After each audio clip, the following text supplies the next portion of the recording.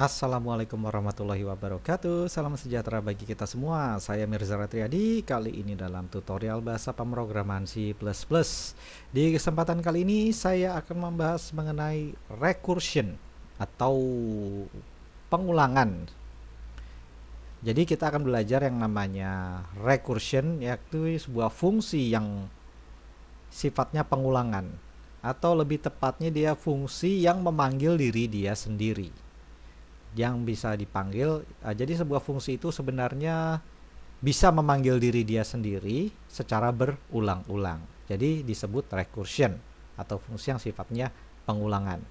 Kemudian nanti kita akan belajar yang namanya inisialisasi fungsi, tapi ini tips aja sebenarnya. Oke, kita langsung buka code blocks. Jadi di sini saya punya sebuah program. Programnya namanya recursion. Nah, program ini fungsinya adalah untuk melakukan pengulangan sebuah fungsi atau sebuah fungsi yang dipanggil secara berulang-ulang. Jadi begini, program ini adalah untuk menghitung faktorial. Ini coba saya build and run biar Anda tahu seperti apa. Oke, masukkan bilangan faktorial. Tahu faktorial ya? Bilangan faktorial misalnya 3, bilangan 3. Faktorial dari 3 adalah 3 kali 2 kali 1. Jadi dihitung dikali dengan bilangan itu sendiri secara mundur. Jadi misalnya faktorial 3 adalah 3 kali 2 kali 1 sama dengan 6. Benar atau tidak? Enter. Oh, 6. 3 maksud saya. 3 adalah 6. Jadi hasil faktorial dari 3 adalah 6. Paham ya? Paham pasti. Ini pelajaran matematika waktu sekolah dasar apa ya? Oke, terus nah, ini programnya untuk menghitung faktorial. Kita bisa menggunakan sebuah fungsi, ini fungsi namanya faktorial dengan parameter sebuah variabel bertipe integer namanya x. Kemudian di dalamnya ini ada sebuah baris yang isinya adalah memanggil fungsi itu sendiri, memanggil si faktorial itu sendiri, cuman dengan parameter x-nya ini dikurang 1. Sehingga setiap terjadi perkalian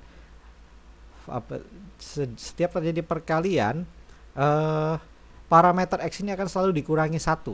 Sehingga seperti tadi, jika faktorialnya 3 berarti dia dikalikan dengan 2 dikalikan dengan 1. Karena setiap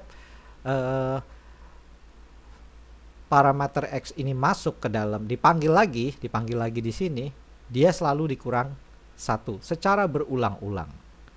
Kenapa berulang-ulang? Karena di sini ada parameter if. Lihat di sini, bukan parameter if tapi ada statement if. Jadi pertama kita akan diminta masukkan bilangan di sini. Di bagian main kita akan diminta untuk masukkan bilangan. Kemudian setelah bilangannya dimasukkan akan keluar hasilnya. Hasil faktorial dari bilangan yang kita masukkan adalah, nah di sini dipanggil fungsinya, fungsi faktorial. Dia akan naik ke sini, kemudian masuk ke dalam if, masuk ke dalam body dari function faktorial ini. Dia memproses percabangan if di sini.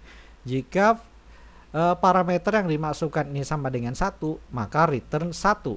Tapi karena tadi saya masukkan 3, maka dia akan menjalankan yang else, yakni fungsi ini akan mengembalikan nilai parameter 3 dikali faktorial atau dikali faktorial atau fungsi itu sendiri yang nilainya dikurang 1. Jadi 3 kali 3 dikali 2. Kemudian dia akan balik lagi ke ke statement if ini, yang utama, yang baris utama di dalam body function faktorial. Dia akan periksa lagi apakah x ini apakah nilai x ini sama dengan 1. Ya, x-nya belum, x-nya masih 2. Oke, jalankan else-nya lagi. Sekarang faktorialnya sudah jadi 2, kemudian 2-nya dikurang 1. Jadi 3 kali 2 kali 1. Setelah itu dia akan kembali lagi ke if, di sini diperiksa lagi. Apakah X ini sudah sama dengan 1? Iya, oke, return 1. Maka dia akan selesai memproses. Hasilnya adalah 3 kali 2 kali 1, yakni 6. 6 adalah nilai yang dikembalikan yang akan ditampilkan di sini. Gitu, paham ya? Kalau Anda sudah lancar akan yang namanya function, nah Anda nggak akan kesulitan memahami function yang sifatnya rekursif seperti ini, atau function yang memanggil dirinya sendiri. Oke, gimana, paham ya? Oke, itu tadi fungsi pengulangan.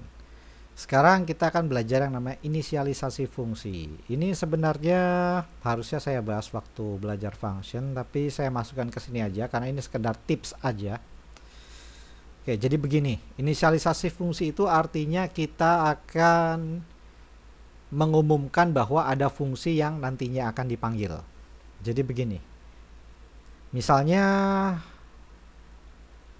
function faktorial ini saya pindahkan ke sini di bawah fungsi main.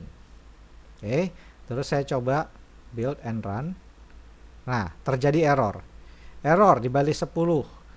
Factorial was not declared in this scope. Artinya fungsi faktorial ini belum dideklarasikan atau belum diumumkan.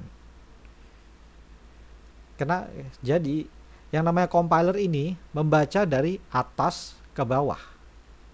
Compiler selalu membaca dari atas ke bawah secara umum.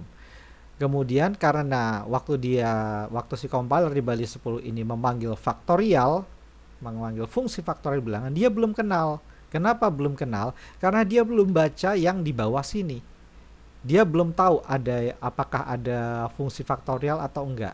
Kalau waktu fungsi faktorial ini saya taruh di atas, waktu compiler baca dari atas itu dia udah kenal. Makanya si faktorial ini bisa dipanggil. Tapi gimana caranya?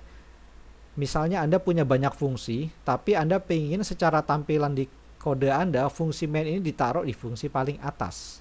Tapi dia tetap bisa baca fungsi yang ada di bawahnya. Caranya gini, ini yang disebut dengan inisialisasi function. Yang kita bukan inisialisasi ya, deklarasi. Kok inisialisasi? Ya benar, inisialisasi atau deklarasi ya sama aja sih. Oke, kita deklarasikan fungsinya di sini dengan cara seperti ini. Copy saja ini, kemudian paste di sini. Jangan lupa titik koma. Selesai. Kalau kita run, nah programnya jalan. Nah, gitu caranya. Ini yang disebut dengan inisialisasi atau deklarasi. Jadi function yang mau diproses dideklarasikan dulu di sini di awal sebelum main, atau diumumkan dulu, baru nanti function si faktorial ini bisa dikenali oleh fungsi main. Karena fungsi main ini letaknya di atas fungsi faktorial. Gitu, gampang ya. Ini cuma tips aja. Umumnya kalau program sudah besar, yang namanya fungsi main itu akan selalu ditaruh di paling atas. Dan di atasnya si fungsi main ini adalah fungsi-fungsi yang nantinya akan dijalankan oleh si fungsi main ini. Gitu. Oke, tambahan lagi. Ini tambahan yang saya lupa terangkan waktu materi function. Jadi yang namanya function itu bisa memanggil function yang lain.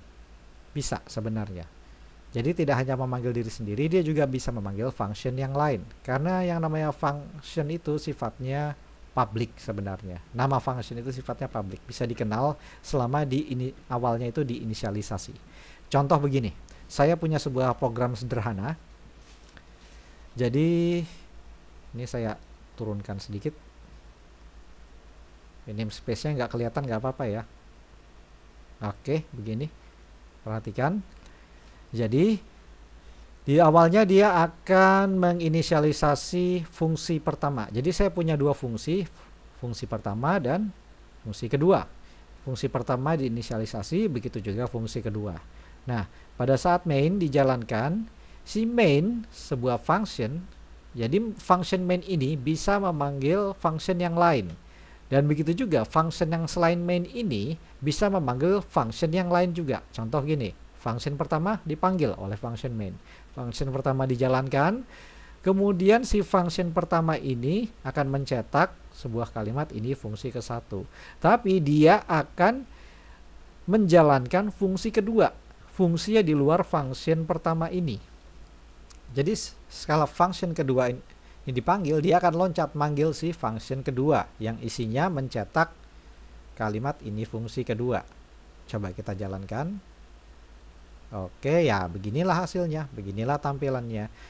Jadi yang namanya fungsi itu, sebuah fungsi selain fungsi main ya, itu bisa memanggil fungsi yang lain juga. Jadi fungsi pertama dia akan menampilkan ini fungsi ke-1, kemudian dia si fungsi pertama ini memanggil fungsi kedua, yakni yang ini function kedua yang mencetak ini fungsi kedua, gitu ya. Gampang ya. Ini harusnya saya taruh di bagian penjelasan function itu, cuman saya kelupaan. Nggak apa-apa. Oke, nggak apa-apa ya, saya taruh di sini aja. Oke, tadi kita sudah membahas fungsi yang sifatnya pengulangan atau recursion dan inisialisasi fungsi. Saya harap Anda sudah paham betul, jadi paham betul akan yang namanya function di C++. Oke, kali ini dari saya cukup sekian. Mohon maaf apabila ada kekurangan. Oh ya, jangan lupa subscribe kalau berkenan. Semoga penjelasan saya dapat berguna. Sampai jumpa di lain kesempatan dan wassalamualaikum.